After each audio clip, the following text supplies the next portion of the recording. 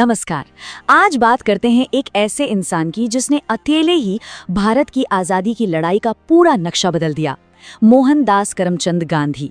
सवाल यह है कि आखिर उन्होंने ऐसा क्या किया कि कुछ गिने चुने लोगों की लड़ाई पूरे देश का जन आंदोलन बन गई।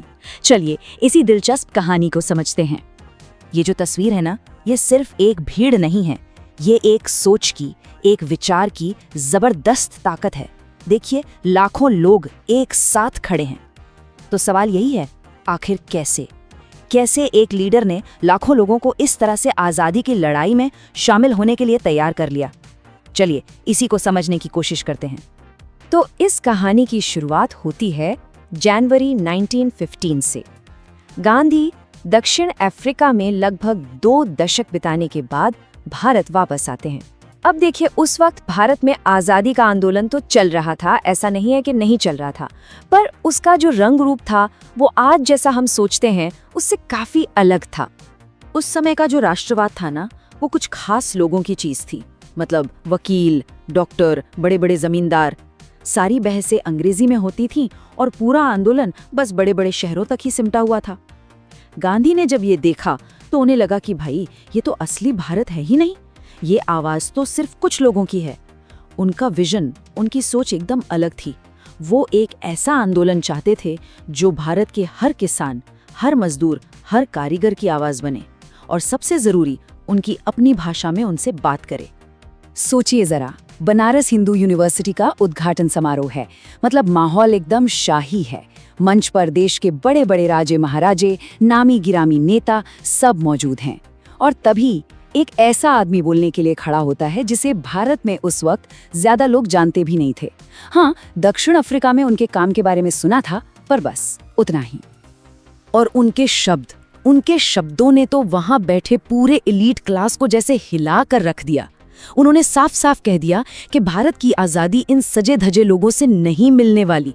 आज़ादी तो देश के उन करोड़ों किसानों से आएगी जो इस हॉल में मौजूद तक नहीं हैं। ये सिर्फ एक स्पीच नहीं थी, ये एक नए मिशन का, एक नई सोच का ऐलान था। तो ठीक है, विचार तो सबके सामने रख दिया, लेकिन अब बारी थी उसे हकीकत में बदलने की। गांधी ने अपनी इस बड़ी सोच को पहले छोटे छोटे लोकल लेवल के आंदोलनों में टेस्ट करना शुरू किया।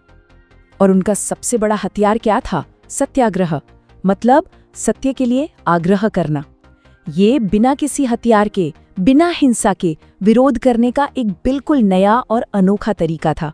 इसे उन्होंने दक्षिण अफ्रीका में काफी आजमाया था। और इसका जो मूल सिद्धांत था ना, वो ये था कि सच्चाई और अहिंसा में इतनी ताकत होती है कि वो किसी अत्याचारी का दिल भी पिघला सकती है। और इस हथियार का इस्तेमाल उन्होंने एक के बाद एक 3 बड़े सफल आंदोलनों में किया। 1917 में चंपारण में नील के किसानों के लिए, फिर 1918 में अहमदाबाद के मिल मजदूरों के लिए, और उसी साल खेड़ा के किसानों के हक के लिए। इन जीतों ने उन्हें गरीबों और आम लोगों के बीच एक हीरो बना दिया। एक मसीहा के तौर पर वो मशहूर हो गए। फिर साल आया 1919 का, और साथ में आया रॉलेट एक्ट। ये एक ऐसा काला कानून था, मतलब अंग्रेजी सरकार को ये पावर मिल गई कि वो किसी भी भारतीय को बिना कोई मुकदमा चलाए सीधा जेल में डाल सकती थी। बस इसी अन्याय ने गांधी को एक लोकल लीडर से एक नेशनल लीडर बना दिया, और उन्होंने इसके खिलाफ अपने पहले ऑल इंडिया मूवमेंट यानी राष्ट्रव्यापी आंदोलन का ऐलान कर दिया। रॉलेट सत्याग्रह की कामयाबी ने लोगों में जोश भर दिया था, और इसी जोश के साथ गांधी ने एक और भी बड़े आंदोलन की नींव रखी, असहयोग आंदोलन, जो 1920 से 1922 तक चला। ये कह सकते हैं कि एक आम आदमी के संघर्ष का जो उनका सपना था ना, उसे जमीन पर उतारने की ये पहली बहुत बड़ी कोशिश थी। रणनीति बहुत सीधी और साफ थी। अंग्रेजी हुकूमत के साथ किसी भी तरह का सहयोग नहीं करना है। मतलब स्टूडेंट सरकारी स्कूल कॉलेज छोड़ दें, वकील ब्रिटिश अदालतों का बॉयकॉट करें, मजदूर हड़ताल पर चले जाएं और किसान टैक्स देने से मना कर दें। सोच ये थी कि अगर सारे भारतीय मिलकर सहयोग करना बंद कर दें तो ब्रिटिश राज 1 साल के अंदर अंदर ही ढह जाएगा। और जानते देश की प्रतिक्रिया कैसी थी? जबरदस्त। अकेले 1921 के साल में करीब 6 लाख मजदूर हड़ताल पर चले गए। सोचिए, 6 लाख, ये नंबर ही अपने आप में बताता है कि ये आंदोलन अब सिर्फ कुछ नेताओं का नहीं था, इसकी जड़ें आम लोगों में कितनी गहरी जा चुकी थीं। इस आंदोलन को और भी ज्यादा ताकत देने के लिए गांधी ने एक बहुत बड़ा कदम उठाया। उन्होंने खिलाफत आंदोलन से हाथ मिला लिया और इसका मकसद बिल्कुल साफ था, भारत के दो सबसे बड़े समुदायों हिंदुओं और मुसलमानों को अंग्रेजी हुकूमत के खिलाफ एक साथ एक मंच पर लाना। लेकिन ये सब सिर्फ राजनीतिक दांवपेच की बात नहीं थी। गांधी ने भारत के आम लोगों के साथ एक बहुत गहरा, एक पर्सनल कनेक्शन भी बनाया। तो चलिए अब देखते हैं कि आखिर वो कैसे लोगों के गांधी बाबा और महात्मा बन गए। ये दो तस्वीरें देखिए। एक तरफ गांधी जब भारत लौटे थे तो एक पारंपरिक गुजराती पोशाक में है, और दूसरी तरफ वो रूप है जिसे पूरी दुनिया पहचानती है, सिर्फ एक धोती में। ये क्यों किया उन्होंने? ये भारत के सबसे गरीब इंसान के साथ खुद को जोड़ने का एक तरीका था। ये सिर्फ कपड़े बदलना नहीं था, ये एक बहुत पावरफुल मैसेज था। और फिर उनके बारे में चमत्कारी अफवाहें फैलने लगी।